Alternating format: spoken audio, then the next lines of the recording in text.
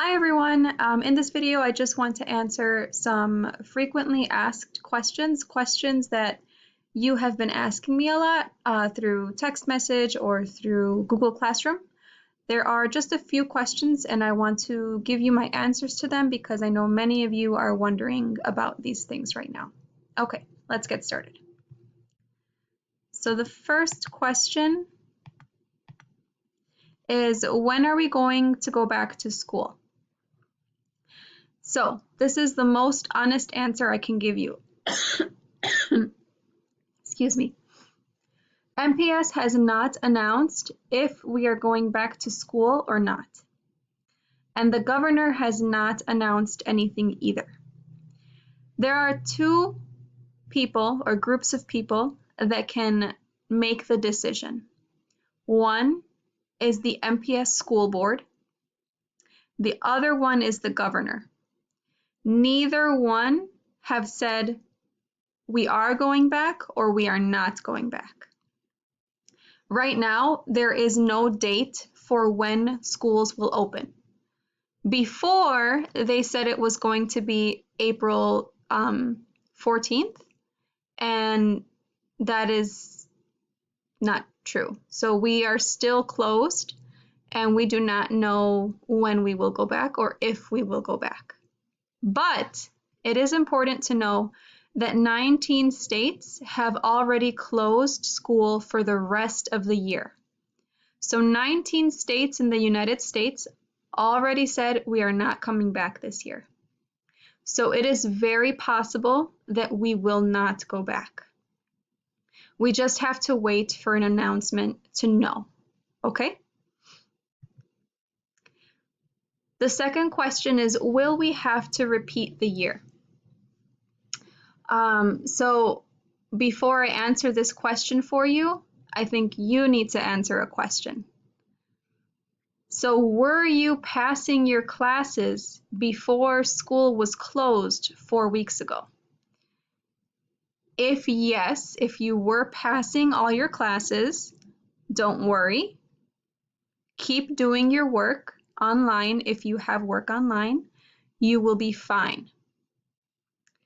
If you were not passing your classes, yes, you should be worried.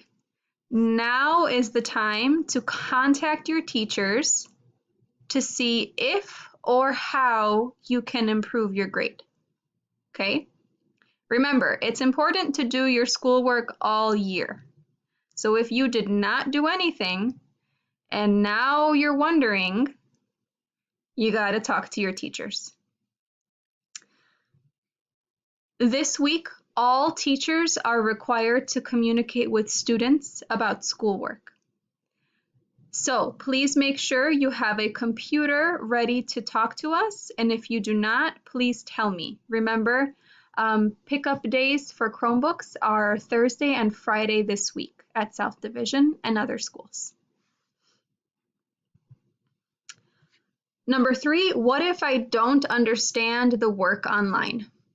So this is really difficult because normally it is very easy for a teacher to help a student in person. Now we don't see each other in person, so it's more difficult. So first, please make sure you read the instructions. Please read the instructions that your teachers give you. If you still do not understand, ask your teacher clear questions. I get many text messages in my phone from students saying, I don't understand. What do you not understand? You need to ask clear questions so that I can answer you the best way that I can. So for example, instead of saying, I don't understand the reading, maybe you could say, can you explain what page 3 says?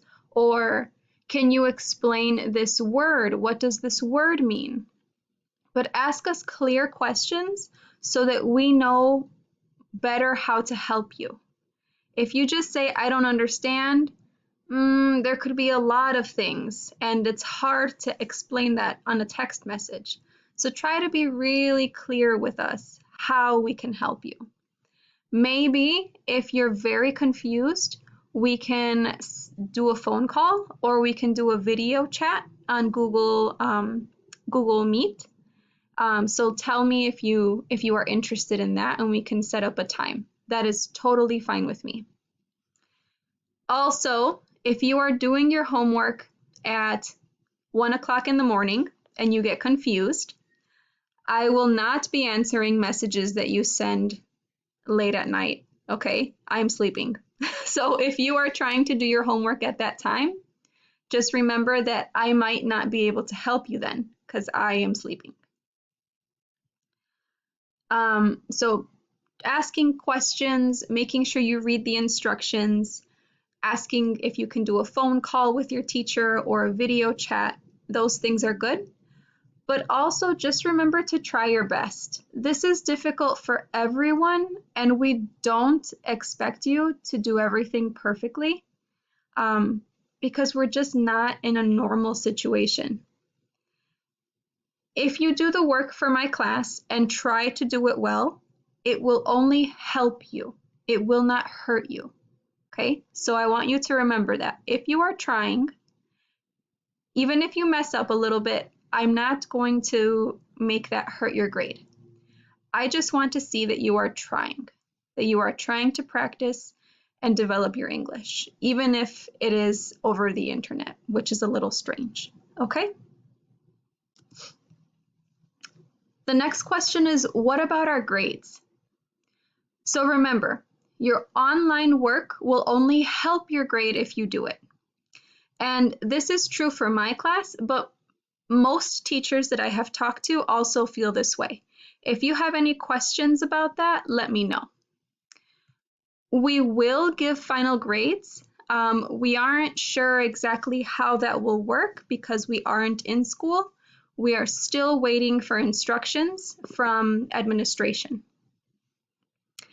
And also, contact your teachers, especially if you were failing a class or had a very low grade. Please contact your teacher to see how you can improve that grade. You can do that by email or Google Classroom, and if you have questions about how to reach them, let me know. Number 5, how does closing school help stop coronavirus? This has been a big question. First, I want you to remember, there are nearly 1,000 people in our school. The more people that you are around, the more opportunity to spread the virus. So, these are the ways that the virus spreads. The first one is through droplets. I'll show you a short video that explains droplets.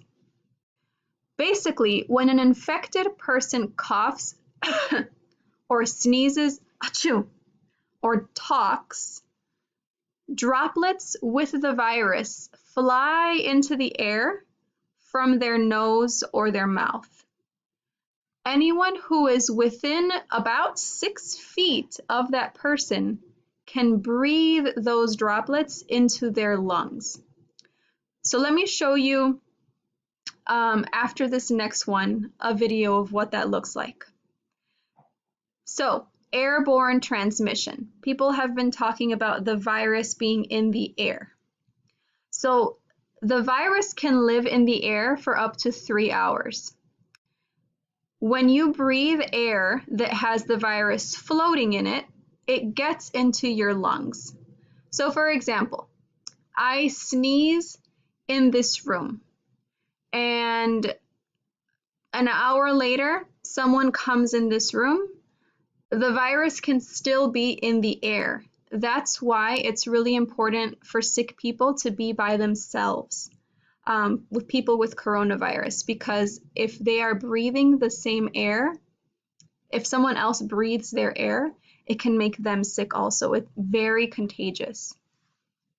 So let me show you a video of what this looks like.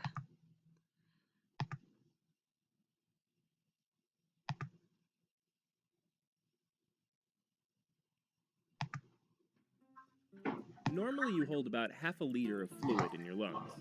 So when you sneeze, you're able to spray as much water as possible mucus into the air around you. shoots out of your mouth in the form of moist, germ-infested clouds, traveling up to 35 meters per second. That's fast enough to give you a speeding ticket on the highway. Once that cloud hits the air, it expands, breaking up into snotty strings, then a series of different-sized droplets, all trapped in a turbulent gas cloud. One brave group at MIT discovered that the biggest droplets can travel up to 2 meters, about the distance between your desk and 2 desks away. But most other droplets? Those travel much farther, up to 8 meters. That's about 5 desks away. Not only that, the germ-infested gas cloud is less dense than the air around it, so it rises upwards, right to where ventilation systems and other people's unsuspecting noses and mouths await. Even though these are relatively smaller droplets, they're probably still teeming with harmful pathogens, like the flu virus. Even worse, depending on the ventilation, they can spread through a room in just a few seconds, and remain suspended for up to 10 minutes. Now, if you happen to notice someone around you sneeze or cough, you can hold your breath as you move out of range. But during the flu season, that might not even be enough, because there are danger zones everywhere, especially on surfaces like desks, doorknobs, and steel handrails. It turns out the flu virus has been found to survive for 24 hours on a steel surface. And if you touch that surface and don't wash your hands before eating, you may have just gotten infected. So let's say you go into work sick with the flu one day, and you start to sneeze. Now, according to one study, you'll probably only infect 1 to 2 other people. You're clearly showing symptoms of the flu. However, it's going to take a few days for symptoms to show up in other people you've infected. So those poor souls unknowingly also come into work sick over the next few days. And they will potentially infect 1 to 2 more people. In an office of 100 desks, this could mean 10 or 15 sick people by the end of 2 weeks. That's over 10% of the office. And all of it started with just one sick person. You. Okay. So this video was talking about the flu, which is different from coronavirus, but still the same kind of idea with how it can spread in the air. Okay. The other way it can spread is through something called surface transmission. And a surface is just any flat, hard thing that you can touch. Okay. So for example, your phone, flat, hard thing that you can touch, that is a surface. So another way to catch the new coronavirus is when you touch surfaces that someone who has the virus coughed or sneezed on. You may touch a countertop like a table or a doorknob that's contaminated, and then you touch your nose or you touch your mouth or you scratch your eyes. And the virus can go into your nose, mouth, or eyes and infect you. This is important here. The virus can live on surfaces like plastic and stainless steel, metal, for 2 to 3 days. So that's a long time. To stop it, clean and disinfect all counters, knobs, and other surfaces you and your family touch several times a day. This is why in school I was always cleaning and you were always helping me clean the desks and the Chromebooks. Here's another important one. This is called asymptomatic spread. What does it mean? It means people who do not know they have coronavirus can give it to other people. So for example, me. Some people who get the virus do not really get sick. They just have it in them, but for some reason, their body does not show that they are sick. And so they think they are healthy, and they go and talk to other people, they touch things around them, and they are spreading the virus, even without showing that they are sick. So that is a really important thing to remember. Even if you are not showing that you have the virus, some people still have it. You can also pass the virus before you know you are sick, called pre-symptomatic spread. And then the last one is community spread. Community spread is when someone gets the virus, but they don't know who the sick person was, where they got it, they just got it. Okay? And that is the end of the slides. I want to show you some information about Milwaukee and the United States, just to explain again why it's important that schools are closed and why it is important that you stay home. So you know many stores are asking people to only come if they need to go buy food. Don't go to the stores just for fun or to hang out. And this is what the information from Wisconsin shows. So this is the state of Wisconsin. Okay, the little red dots are where there are coronavirus cases. A small dot means that there are only a few cases, and a big dot means there are a lot more. Okay, so this is as of yesterday, the 13th. There have been 36,769 coronavirus tests. 3,428 people got positive results, so the test showed they have coronavirus. 993 people had to go to the hospital because of the virus. And 154 people have died because of the virus as of yesterday. Okay? And you can see here that Milwaukee has the most cases. Why? Because we have the most people in our city.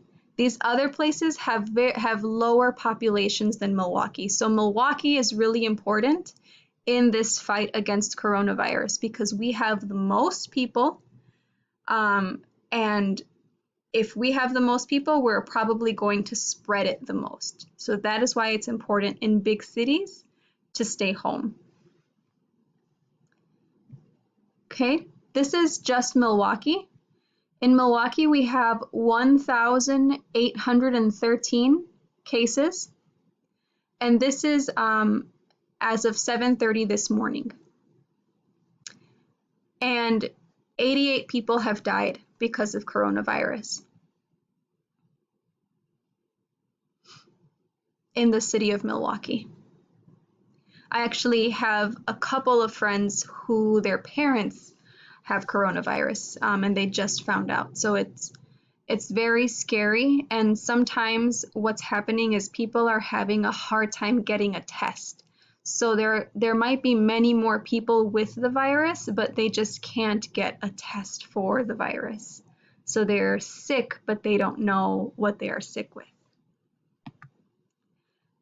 Every blue country that you see is a country that has coronavirus cases. So you can see it's basically the whole world. Okay? And here you can see New York has the most cases of any state in the country. They have 195 cases, 195,000 cases, more than that. And 10,056 people have died in New York because of coronavirus. So this can get really, really dangerous and really, really serious if we are not following the rules for staying home and keeping our hands clean and covering our faces. Okay? One last thing that I want to show you or explain to you is that it's recommended that anyone, when you go out to a store or around other people where you might see others, to wear a face mask. And you don't have to buy them. If you just Google homemade face mask or how to make face mask, there are lots of videos that you can see. Let's just look at this one really quick. So you see it should cover your nose completely and go all the way down here.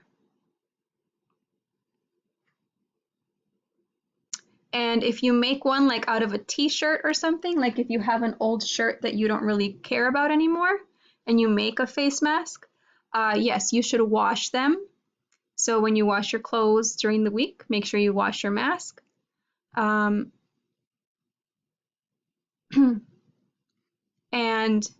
you can get really fancy and use a sewing machine, or you can do something more simple. You can cut a t-shirt. You can cut some strings from the t-shirt. It shows you how right here, and you can tie the strings around your neck and over your head. So this is a really good example of how to do that. Okay? Or if you just have a bandana, you can just a piece of fabric. You can fold it, put some rubber bands or a hair tie around it, and then just put it around your ears. Okay?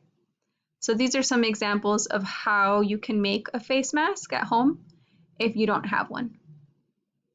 And you should definitely encourage your family to try to do this so that they can all try to stay as safe as possible. All right, so if you have any questions for me, please let me know.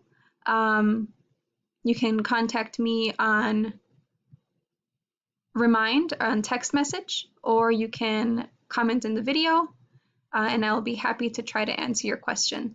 Thanks, everybody. Bye-bye.